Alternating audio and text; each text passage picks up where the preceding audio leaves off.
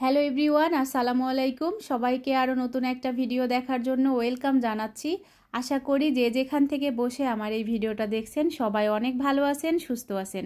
আজ আমি ইলিশ মাছ দিয়ে ধুন্দুলের একটা রেসিপি আপনাদের সাথে শেয়ার করব। আশা করি আপনাদের কাছে ভালো লাগবে। আর আমার এই ভিডিওটা যদি আপনাদের কাছে ভালো লাগে আমার ফেসবুক পেজটা ফলো দিয়ে পাশেই থাকবেন। যারা ইউটিউব থেকে দেখবেন তারা আমার চ্যানেলটা সাবস্ক্রাইব করে পাশে থাকা ছোট্ট বেল বাটনটি বাজিয়ে দিবেন। তো আমি ধুন্দুলগুলো কেটে নিয়েছি আর মাশাআল্লাহ ধুন্দুলগুলো খুব কচি ছিল। এখন রান্নার জন্য প্রথমে চুলাতে একটা পাতিল বসিয়ে সেখানে পরিমাণ মতো তেল দিয়ে দিলাম। তারপরে বেশ অনেকটা পরিমাণ পেঁয়াজ কুচি আর কাঁচা মরিচ দিয়ে আমি স্বাদ মতো লবণ দিয়ে পেঁয়াজটাকে ভেজে নিয়েছি। এখন এখানে খুব সামান্য পরিমাণ একটু রসুন বাটা দিয়ে দিলাম। ইলিশ মাছে অনেক বেশি মশলা দেওয়ার প্রয়োজন নেই, তাহলে ইলিশ মাছের যে একটা ফ্লেভার থাকে সেটা নষ্ট হয়ে যায়। রসুনটা একটু ভেজে নিয়ে এখানে আমি গুঁড়া মশলা দিয়ে দিচ্ছি, হলুদ গুঁড়ো, মরিচ গুঁড়ো, জিরা গুঁড়ো আর ধনিয়া গুঁড়ো।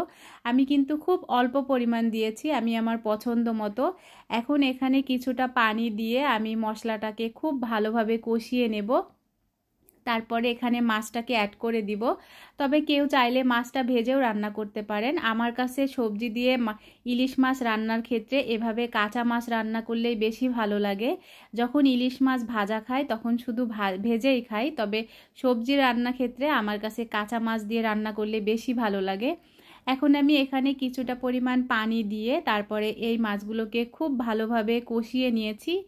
এখন আমি মাছগুলোকে উঠিয়ে নিয়ে তারপরে এখানে সবজিটা অ্যাড করে দিব। আসলে আমাদের এখানে সবজিটা খুব বেশি অ্যাভেলেবেল পাওয়া যায় না, আর সবজি কিন্তু খুব বেশি এক্সপেন্সিভ, এখানে অনেক দাম। তো আমি এই তো ধুন্দুল আর সাথে একটা আলুও দিয়ে দিয়েছি। এখন খুব ভালোভাবে সবজির সাথে আমি মিক্সড করে নিচ্ছি। আর এই ধরনের সবজি রান্নার ক্ষেত্রে কিন্তু অনেকটা পানি ওঠে, আর আমার কাছে কেন জানি না এই টাইপের সবজিগুলো খেতে খুব বেশি ভালো লাগে। তো আমি এটাকে ঢাকা দিয়ে বেশি কিছুক্ষণ রান্না করে নিয়েছি। দেখতেই পাচ্ছেন অনেকটা কিন্তু পানি উঠে এসেছে। আমি আবার এটাকে নাড়াচাড়া করে আবার ঢাকা দিয়ে আবার 3-4 মিনিটের মতো রান্না করে নিব। এখন কিন্তু বেশ অনেকটা পরিমাণ পানি উঠে এসেছে, আর এই পানিটা যদি শুকাতে যায় তাহলে কিন্তু আমার সবজিগুলো একেবারে ভর্তা ভর্তা হয়ে যাবে। তো এখন আমি এই পানির মধ্যে আরও কিছুটা গরম পানি অ্যাড করে দিলাম ঝোলের জন্য। তো পানিটা দিয়ে খুব ভালোভাবে মিক্সড করে এখন আমি মাছগুলোকে দিয়ে দিচ্ছি। আর আমার কাছে 4 পিস মাছই ছিল, আর বেশি মাছ ছিল না। আর আমার কাছে কেন জানি না ধুন্দুলটা ইলিশ মাছ দিয়েই খেতে বেশি ভালো লাগে। আমি সবসময় ধুন্দুল আনলে ট্রাই করি ইলিশ মাছ দিয়ে রান্না করার জন্য। তো মাছগুলোকে দিয়ে পরিমাণ মতো পানি দিয়ে আমি এটাকে ঢাকা দিয়ে কিছুক্ষণ রান্না করে নিয়েছি।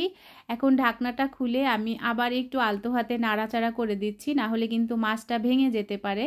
তো এটাকে ঢাকা দিয়ে আমি আরও বেশ কিছুক্ষণ রান্না করে নিয়েছি। এখন কিন্তু ঝোলটাও অনেকটা কমে গেছে। এখন উপর থেকে কিছুটা ধনিয়া পাতা দিয়ে দিলাম, দিয়ে আরও 2-3 মিনিট রান্না করে আমি চুলার জালটা বন্ধ করে দিব। তো এই তো আমার রান্নার ফাইনাল লুক। মাশাআল্লাহ, এটা খেতে অসম্ভব মজার ছিল। আশা করি আমার আজকের রেসিপি আপনাদের কাছে ভালো লেগেছে। ভালো লাগলে প্লিজ কমেন্ট করে জানাবেন। সবাই ভালো থাকবেন, সুস্থ থাকবেন, নিরাপদে থাকবেন। আল্লাহ হাফেজ।